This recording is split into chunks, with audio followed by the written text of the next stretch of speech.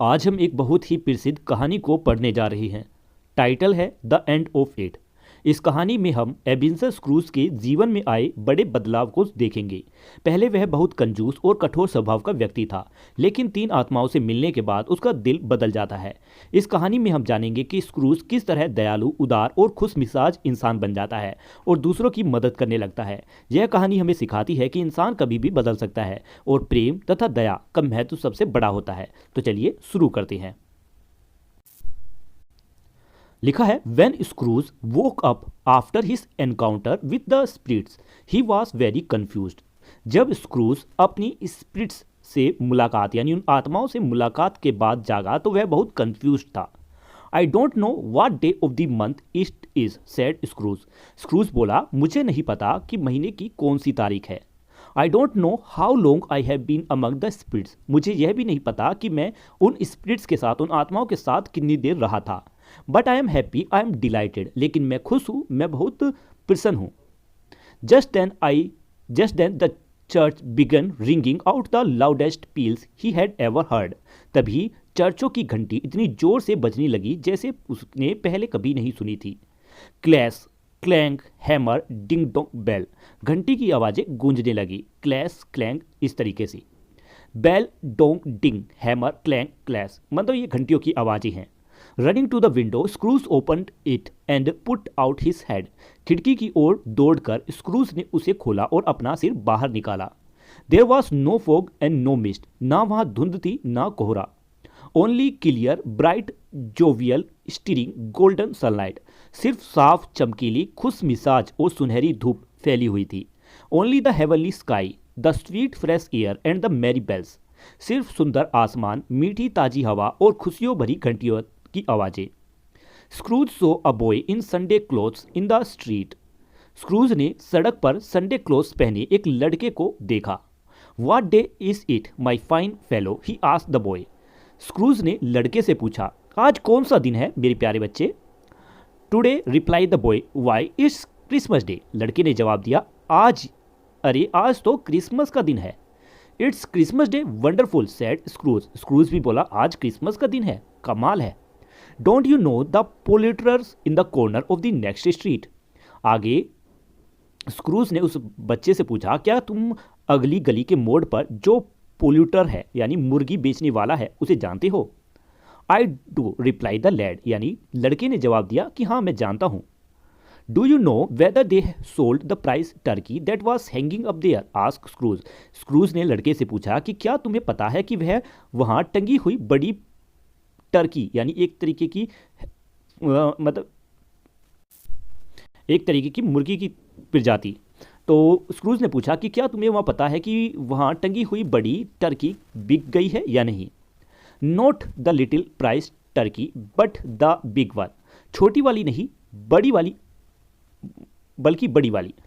The one as big as me, return the boy. लड़का ने पूछा कि क्या आप उसके बारे में बात कर रहे हैं, वही जो मेरे जितनी बड़ी है।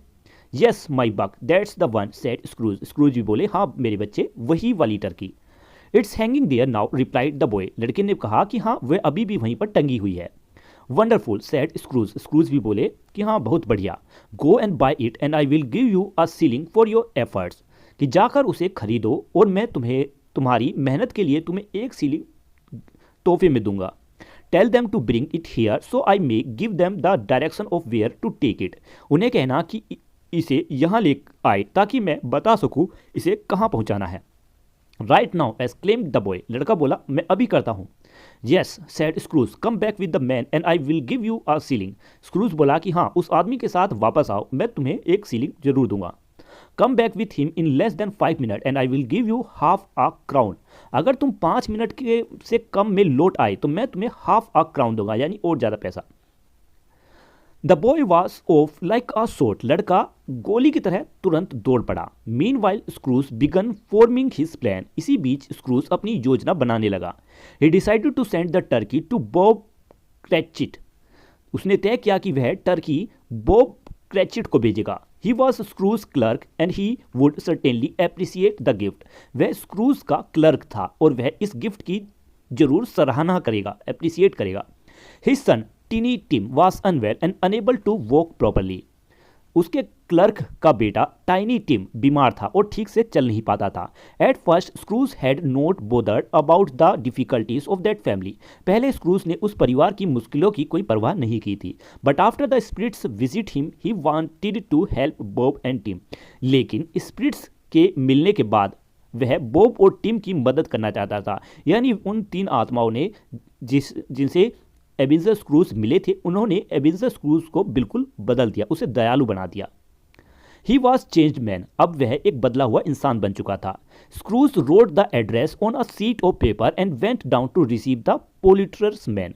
स्क्रूज ने कागज पर पता लिखा और पोलिटर के आदमी को लेने नीचे गया, यानी वह टर्की बेचने वाले के पास।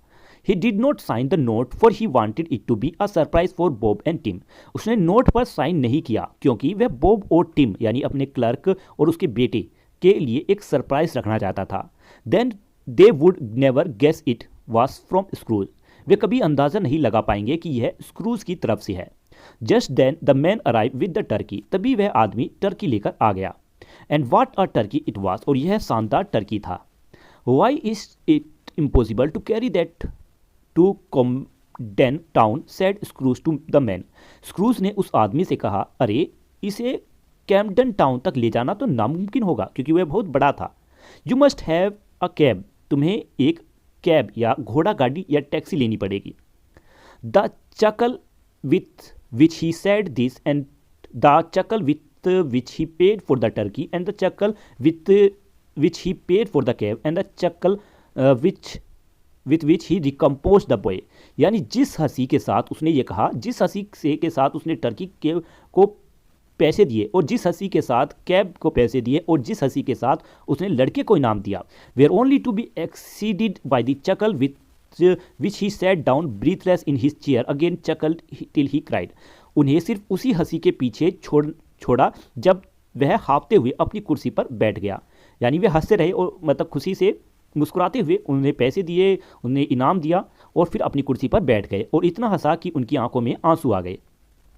आगे, a short while later Scrooge went out in the street. थोड़ी देर बाद स्क्रूज सड़क पर निकल गए। The people were pouring forth. लोग सड़कों पर उमड़ते हुए निकल रहे थे।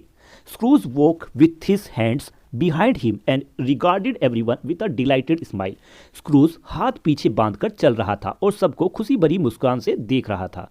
He looked so extremely pleasant that many people stopped to greet him. वे इतना खुश और खुशमिजाज लग रहे थे कि कई लोग उनसे मुलाकात करने के लिए बीच में रुके। Good morning sir, they said. वे बोले, good morning sir.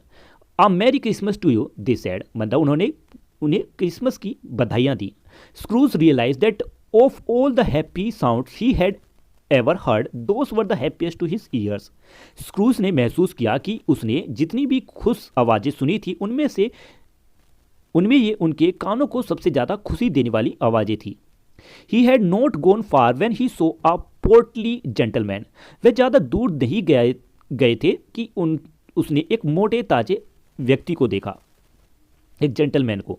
It was the same man who Scrooge had insulted the day before. ये वही आदमी था जिसे स्क्रूज ने एक दिन पहले इंसल्ट किया था, यानी स्क्रूज ने एक दिन पहले इसकी बेइज्जती की थी, इस व्यक्ति की। The man had walk into the office and asked for some money to help the poor. वह आदमी उसके ऑफिस में आया था और गरीबों की मदद के लिए पैसे मांगे थे। ना Scrooge was ashamed of his earlier behaviour. अब स्क्रूज अपने पहले के व्यवहार पर शर्मिंदा थे। It sent a pang across his heart to think that this old gentleman would find him miserably. वह सोचकर उसके दिल में दर्द हुआ यह बूढ़ा सज्जन उसे कंजूस समझेगा। There was nothing to do now but to face him. अब उसके पास यानी एबेनेजर स्क्रूज के पास उससे सामना करने के अलावा कोई और रास्ता नहीं था। Scrooge was determined to change his veg.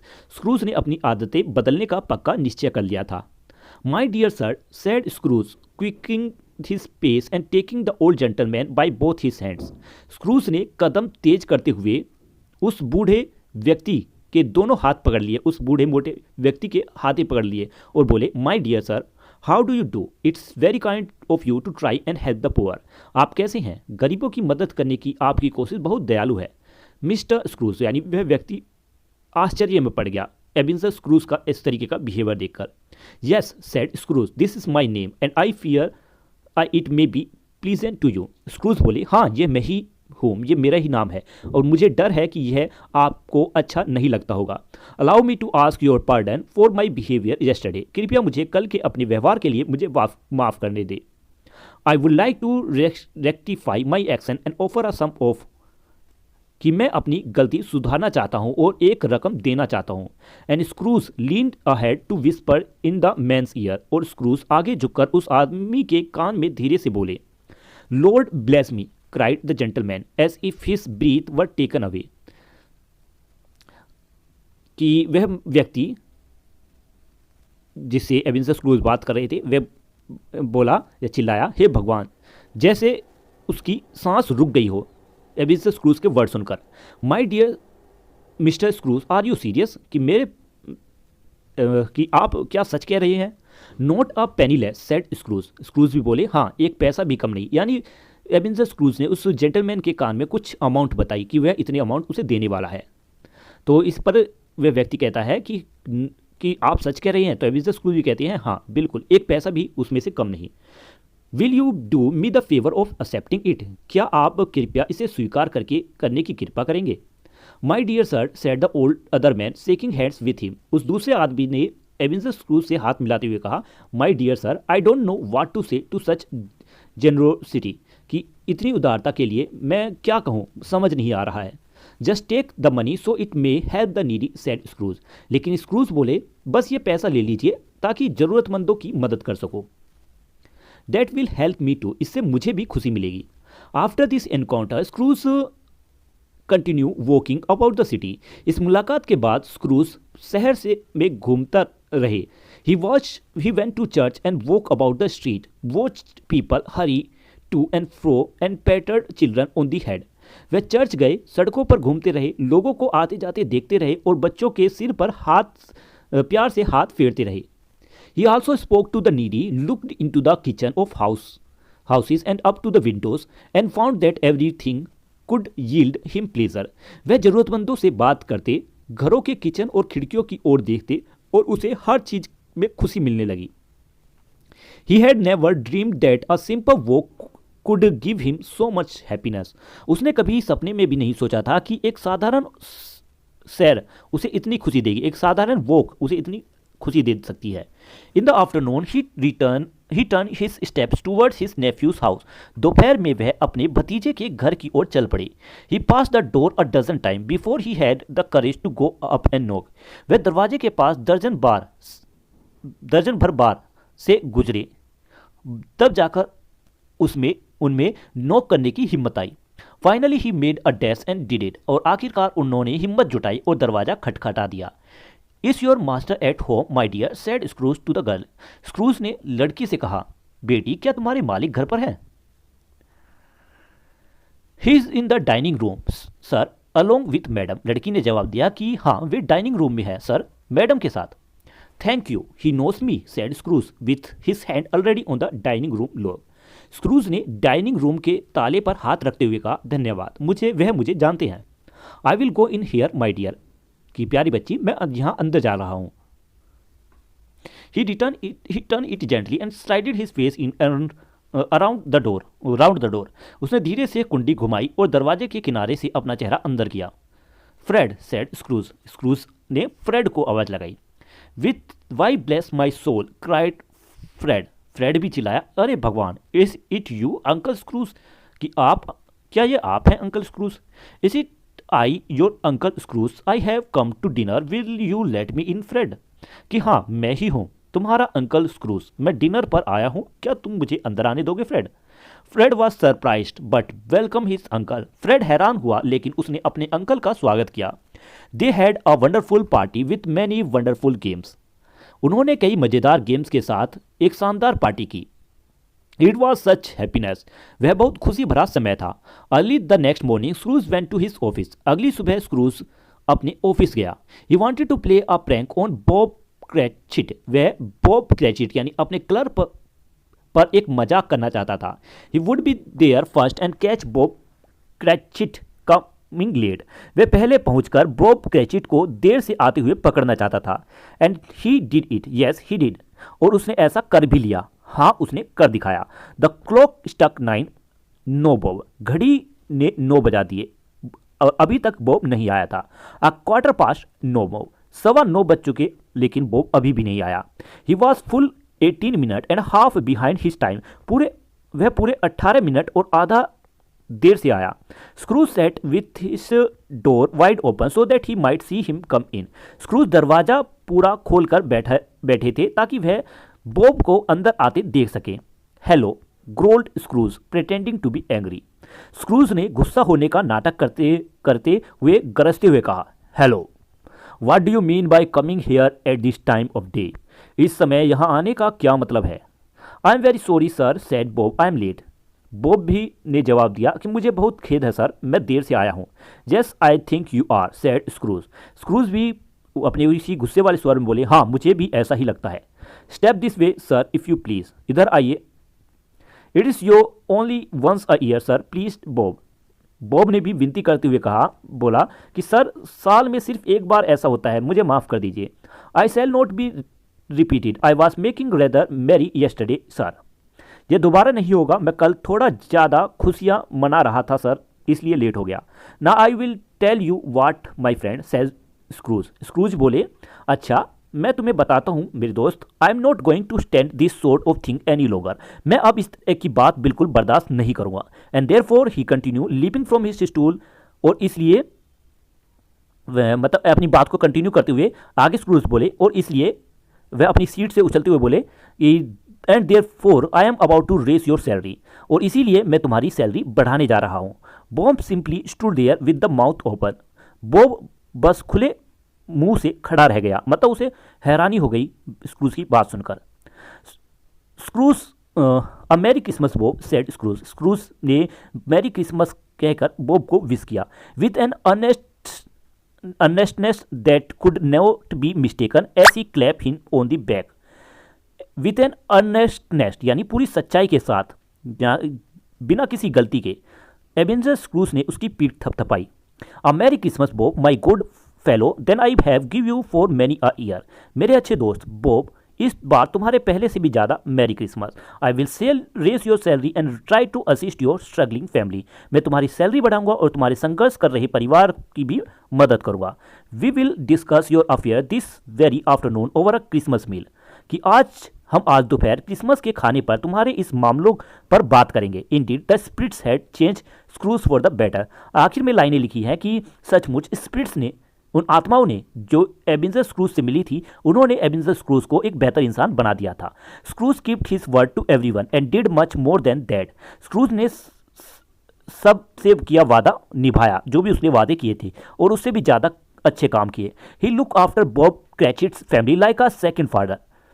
वह बॉब क्रैचिट यानी अपने क्लर्क के परिवार का ख्याल दूसरे पिता की तरह देखने लगा। He become as good as friend, as a good master, and as good a man as the good old city knew. वह उतना ही अच्छा दोस्त, अच्छा मालिक और अच्छा इंसान बन गया जितना उस पुराने शहर ने कभी देखा था। Or any other good old city, town or borough in the good old world, या इस दुनिया के किसी भी पुराने शहर या कस्बे या ब्रो ने कभी ऐसे अच्छे इंसान को देखा था। वह इतना अच्छा इंसान बन चुका था। तो ये कहानी आज यहीं पर कंप्लीट होती है। ये कहानी आपको कैसी लगी इस बारे में कमेंट में लिखकर जरूर बताइए। मिलते हैं नेक्स्ट वीडियो में, तब तक के लिए बाय बाय।